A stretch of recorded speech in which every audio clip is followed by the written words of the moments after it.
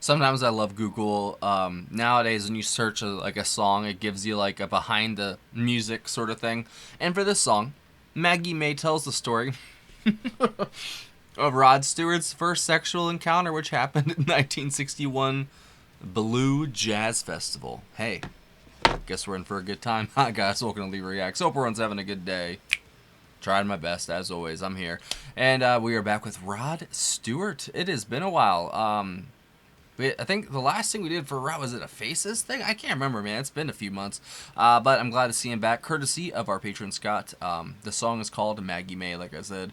And, hey, at least I know what I'm getting into, walking into it. Because if I, like, oh, what's going on, Maggie May? And everyone's just like, oh, haha, he doesn't know. Well, at least I know this time. I'm in on the joke. So I'm just going to get right into it. I don't have anything to add, really. So leave a like. That's it. All right. Maggie May, Rod Stewart. 3, 2, 1, go. Oh no, it's like an acoustic song.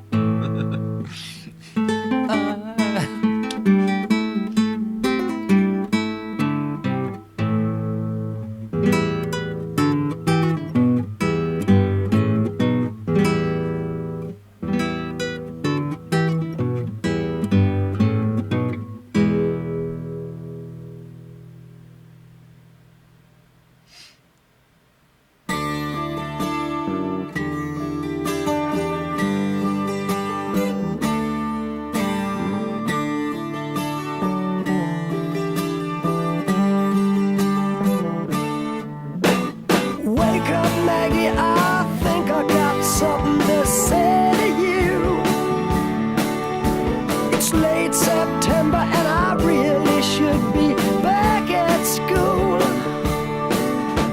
I know I keep you amused, but I feel I'm being used. Oh Maggie, I couldn't have tried anymore. You led me away from home just to save you from being alone. You stole my heart, and that's what really hurts. I could have figured it out. That's funny. The morning sun, when it's in your face, really shows your age.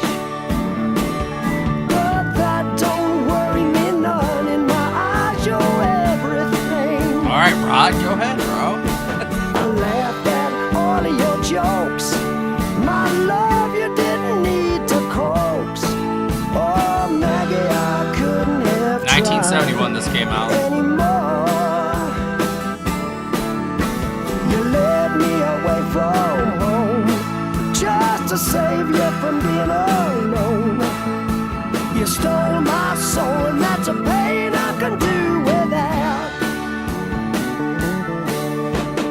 All I needed was a friend to lend a guiding hand. Love the drummer, man. But Who you is turned it? into a lover and mother. What a lover, you wore me out.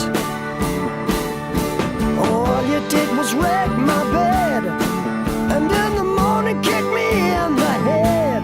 Mickey Waller? Oh, Maggie, I couldn't have tried anymore.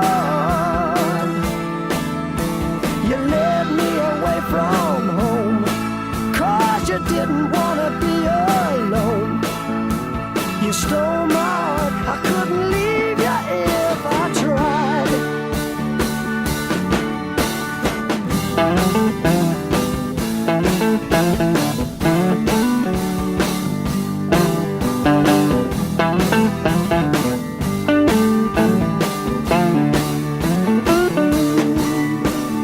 I suppose I could collect my books and get on back to school, or steal my daddy's cue and make a living out of playing fool, or find myself a rock and roll band that needs a helping hand. Oh Maggie, I wished I'd never seen your face. You made a first-class fool out of me, but I'm as blind as a fool can What is be. Celeste? What is that? You stole my heart, but I love you anyway.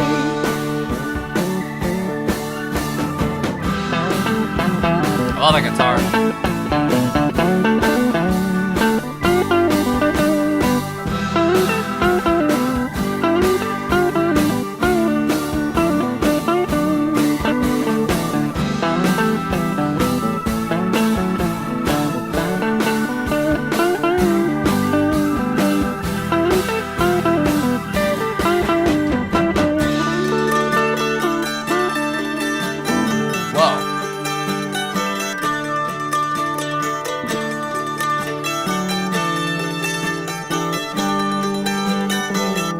Okay, that's awesome.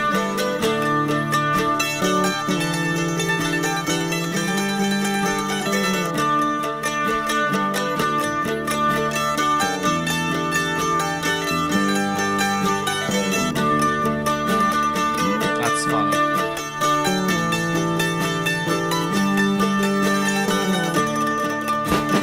Maggie, I wished I'd never seen your face.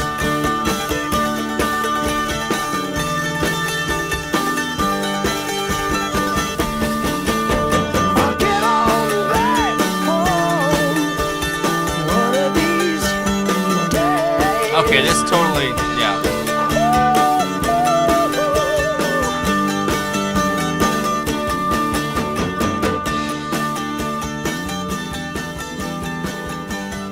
Ooh. Yes. Ah. Why couldn't that song been that like that the whole way? But maybe it wouldn't have been as good at the end if it would have been that way the whole song. So I guess it's okay. That was almost like a tale of two halves. I'm not gonna lie, the first half I wasn't digging it as much as the second half. I'd say it was still like pretty good. You know, I didn't wow me. What really wowed me was that second half, and especially that last minute and a half. That was so cool, and it totally took my mind back to so many places when I was younger. Obviously, it's a song about, you know, young love and his first encounter with a woman. When we've all been there, obviously, male or female, you've been with the opposite sex. You know what I mean? Or maybe you haven't. I don't know. But you know, it didn't really like click with me or connect until that ending. I'm not gonna lie. I really enjoyed his vocals throughout, for the most part. The drumming was great. I loved how far up in the mix it was, and it was mostly in the left channel. And it kind of had like the keys and stuff in the right channel. So, you know, it's from 71. It's the balance is a little wacky, obviously, but it's still, I thought it sounded great. The production was really good. There was points where, I don't know if that was like a Celeste or like a xylophone, whatever they were using at the end there to kind of accent some of the stuff. That was a little too loud in the mix, and it kind of overpowered some stuff at the end there. I mean, that's my only gripe technically, I guess.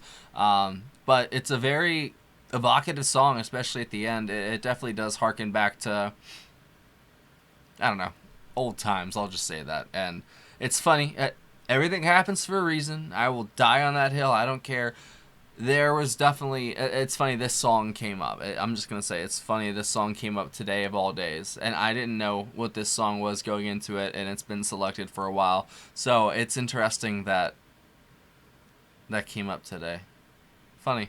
But still, that was really, really good. Let's see who we got. Rod Stewart on lead vocals and acoustic guitar. Ronnie Wood. Oh, Mr. Ronnie Wood's on this? Okay. On guitar, pedal steel guitar, and bass guitar. Martin Quinton on acoustic guitar. Ray Jackson. Oh, he's from Lindisfarne. I know. Okay, we did a song by them on the mandolin as well. Andy Pyle on bass. Oh yeah, with the last song we did was "I Know I'm Losing You." Wasn't that the last one we did? Danny Thompson on the upright bass. Pete Sears on the piano and the Celeste. Okay, Mickey Waller on drums, and that's it. Yeah, it was definitely a lot of different sounds in this song. You know, for the most part, it was very simple rhythmically, but I guess the accents and what they used for everything else, the melody especially, was beautiful and was very complex at points. So the simplicity in the rhythm paired with the complexity in the melody is very interesting combination. And then you've got, you know, Rod telling you basically a story, you know, over top of the music, and It works for most of the parts. Some of the parts in the beginning, like I said, didn't work for me, but honestly, that ending totally made up for whatever parts I might not have liked. That was very, like I said, evocative is the way that, I guess, the word to describe it, and it brought back so much stuff. That's crazy. Like, my mind can't even really think about the song because it's like wrapped around some other stuff right now. That's so funny. That he did a really good job of a kind of conveying his a story that some people probably you wouldn't want to hear. When I that's not the first thing I think of to write a song. It's like my first sexual encounter. You know what I'm saying? It probably wouldn't be a good one, to be honest. But you know what I'm saying. But hey, I guess it works, and it's Rod Stewart, so he's gonna do what he wants. And he did a great job, like I said, conveying everything. But I think the ending really was the best part of the song. Musically, it was, like I said, simple at points. For others, it wasn't. A very good combo, but not my favorite song. I'm not gonna lie. But that ending was great, and thank you, Scott, as always. I'm not gonna get into a long diatribe about a long-winded speech about what the song is about for me. That it doesn't seem appropriate, and I don't really want to. So we're just gonna leave it at that. And yeah, that's it. Thank you for watching. If you have any other picks by Rod Stewart or any other stuff he was in you think I'd like, leave it down below. If he's got more stuff like that ending part with that mandolin and the pedal steel and stuff like that, like I would listen to a whole album of stuff sounded like that. And it did sound like Lindisfarne there for a second, almost like that traditional English folk music, really shining through there. And it's almost like a different sound for Rod as well from the stuff I've heard from him. It's been a little more rockier, or even more on the pop side. So this is a nice middle ground for him. I thought that was really good. So that's it. I'll leave it alone. Have a good night, day, whatever. Bye.